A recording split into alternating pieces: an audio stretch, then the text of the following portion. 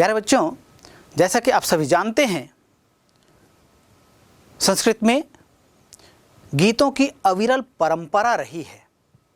संस्कृत, कुछ लोग कहते हैं कि यह जटिल भाषा है, प्राचीन भाषा है, लेकिन संस्कृत बहुत सरल भाषा है, बहुत सुमधुर भाषा है। इसमें संसार का जितना साहित्य है, उन सब का विपुल साहित्य संस्कृत भाषा में है। पूरे विश्व में सबसे अधिक शब्द भंडार वाला यदि कोई भाषा है तो वह भाषा है संस्कृत भाषा। बड़ी वैज्ञानिक भाषा है और संगीतमय भाषा है, सुमधुर भाषा है। आइए हम आज जिस पाठ को पढ़ने जा रहे हैं वह पाठ है एक संस्कृत गीत पर आधारित, संस्कृत गीतम। और इस पाठ का शीर्षक है भारतम भारतम भवतु भारतम। आइए इस गीत को पहले सुनते हैं, फिर इसका आनंद लेंगे। भारतम भारतम भवतु भारतम। आइए इस सुमधुर गीत को पहले सुनते हैं। भारतं भारतं भवतु भारतं, भारतं भारतं भवतु भारतं, शस्त्रधारकं शास्त्रधारकं, शस्त्रशास्त्रधारकं भवतु भारतं, भारतं भारतं भवतु भारतं, कर्मनैष्ठिकं धर्मनैष्ठिकं, कर्म धर्मनैष्ठिकं भवतु भारतं, भारतं भारतं भवतु भारतं, मुक्तिदायकं भक्तिदायकं, मुक्तिभक्तिदायकं भवतु भारतं, भारतं भारतं भवतु भारतं, शान्तिदायकं शक्तिदायकं, शान्तिशक्तिदायकं भवतु भारतं, भारतं भारतं भवतु भारतं, भारतं भारतं भवतु भारतं, भारतं भारतं भवतु भारतम्।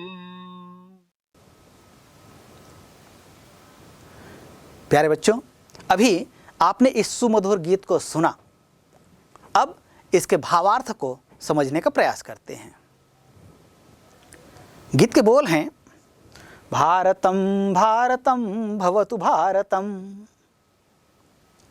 अर्थात हमारा देश भारत है और हमारा देश भारत कैसा है, हमारा देश भारत कैसा हो, वह इस गीत के माध्यम से बताया गया है।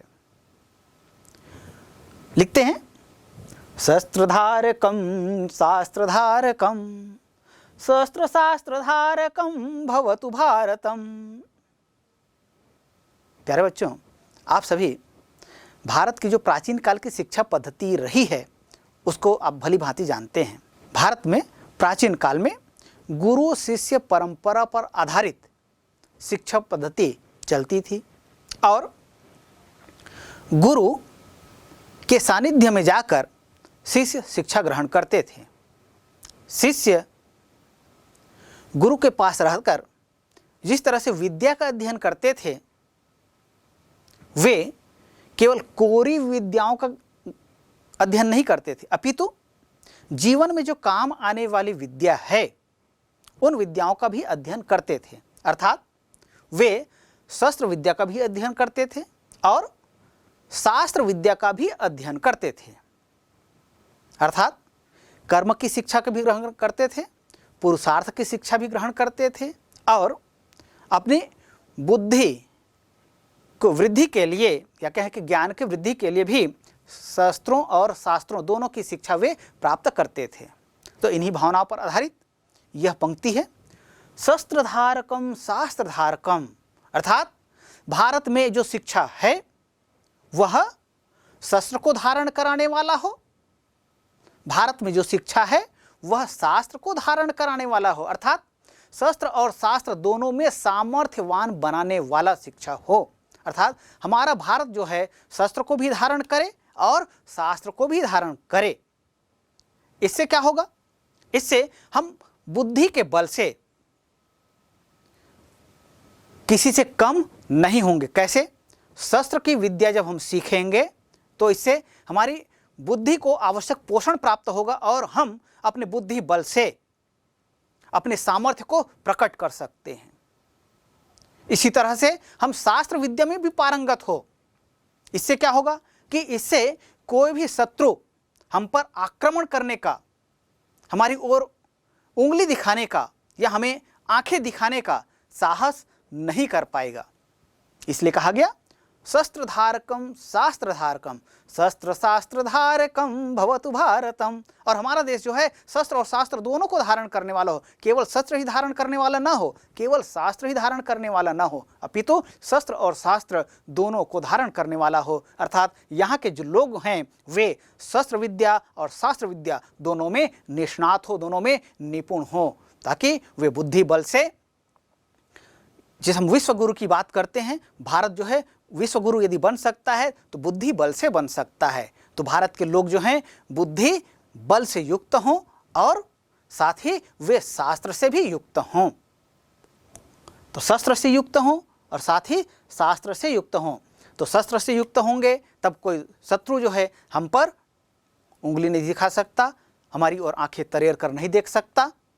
और हम शास्त्र से युक्त होंगे तब निश्चित रूप से हम शास्त्रार्थ करने में, अर्थात किसी भी गलत बात का विरोध करने में हम बौद्धिक रूप से सक्षम हो पाएंगे।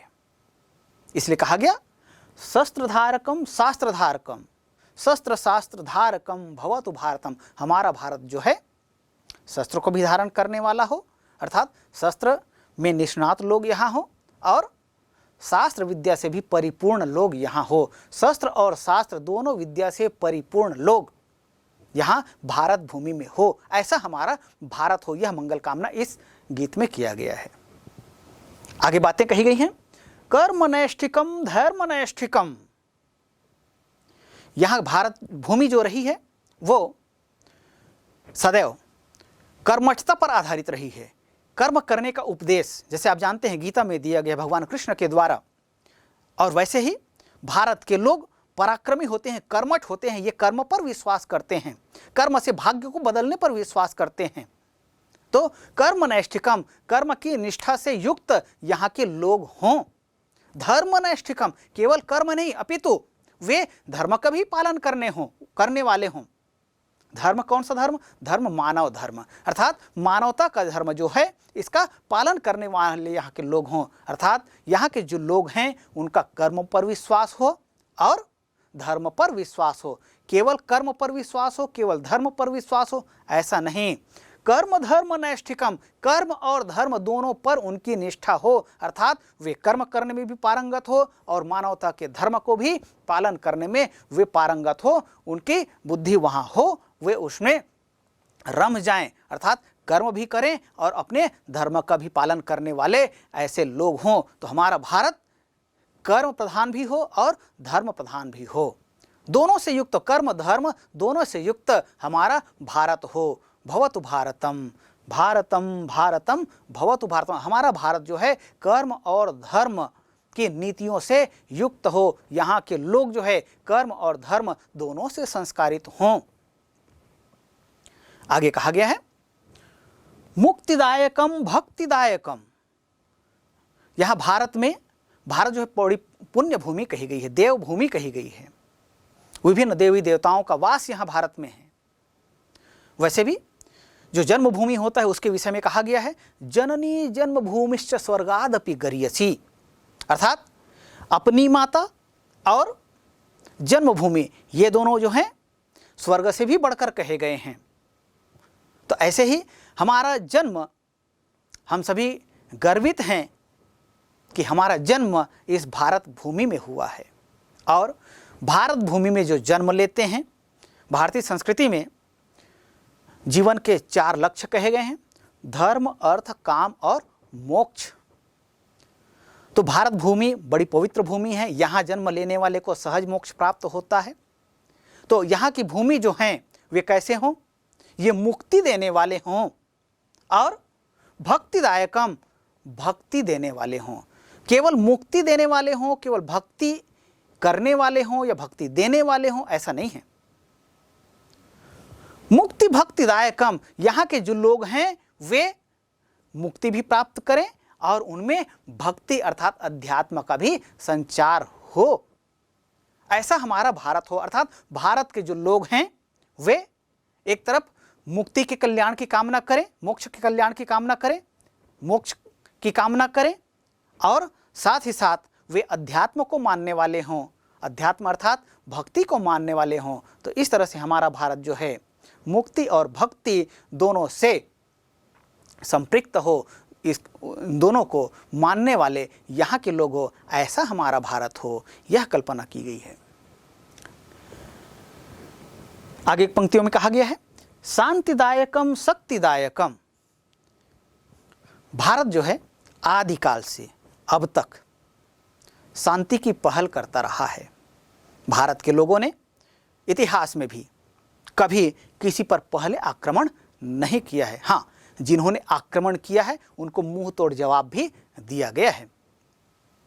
तो शांतिदायकम, भारत के जो लोग हैं ये सुख और शांति से रहना पसंद करते हैं। ये लड़ाई झगड़ा में विश्वास करने वाले यहाँ के लोग नहीं हैं। यहाँ की रीति नीति में लड़ाई झगड़ा नहीं है। यहाँ के लोग जो हैं शांति का अनुभव करना चाहते हैं। जीवन जो है सुखमय हो, जीवन जो है शांतिमय हो। और यहाँ के लोग भौतिक सुख सुविधाओं के पीछे नहीं जाते हैं। यहाँ के लोग शांति की कामना करते हैं, अध्यात्म के मार्ग से करने वाले लोग हैं। तो यहाँ के जो लोग हैं वे कैसे हो? शांति प्राप्त करने वाले हो, यहाँ के लोगों को शांति प्राप्त हो। और शक्तिदायकम, लेकिन हाँ, उस शांति में यदि कोई उसको भंग करना चाहे, उस शांति को कोई भंग करना चाहे, तो ऐसे लोगों के लिए पराक्रम की आवश्यकता होगी, एक शक्ति की आवश्यकता होगी। तो यहाँ भारत के जो लोग हैं इन्हें शांति भी प्राप्त हो और शक्ति भी प्राप्त हो, तभी वे अपने शांति को स्थापित कर पाएंगे। इसलिए कहा गया शांति शक्तिदायकम, अर्थात भारत के जो लोग हैं उन्हें शांति भी मिले और उन्हें शक्ति भी मिले। तो शांति और शक्ति दोनों से युक्त हमारा भारत हो, अर्थात भारत के लोगों को सुख और शांति भी मिले और साथ ही साथ शक्ति भी मिले, तभी वे पराक्रमी बन पाएंगे। और जब हम पराक्रमी होंगे, शक्ति से युक्त होंगे, तब कोई हमारी शांति में विघ्न या बाधा नहीं डाल पाएंगे। तो इस तरह से आप देख रहे हैं एक सरल और सुमधुर गीत के माध्यम से। सबसे पहले तो यहाँ शस्त्र और शास्त्र के धारण की बात कही गई है, इसके माध्यम से अपनी रक्षा और देश की रक्षा की बात की गई है। फिर यहाँ के लोगों को कर्म और धर्म का पालन करने का उपदेश दिया गया है। फिर मुक्ति और भक्ति के मार्ग अपनाने की बात कही गई है। फिर भारत के लोग जो हैं वे शांति और शक्ति से युक्त हों, ये सुंदर बातें इस सुमधुर गीत भारतम भारतम भवतु भारतम में कही गई हैं। तो निश्चित रूप से इस पाठ में जो बातें कही गई है ये हम सब के लिए, हमारे पूरे भारतवर्ष के लिए अत्यंत उपयोगी है। और निश्चित रूप से इस गीत से जो शिक्षा मिलती है ये हमें अपने जीवन में अपनाने की आवश्यकता है। अंत में सर्वेभ्यो नमो नमः।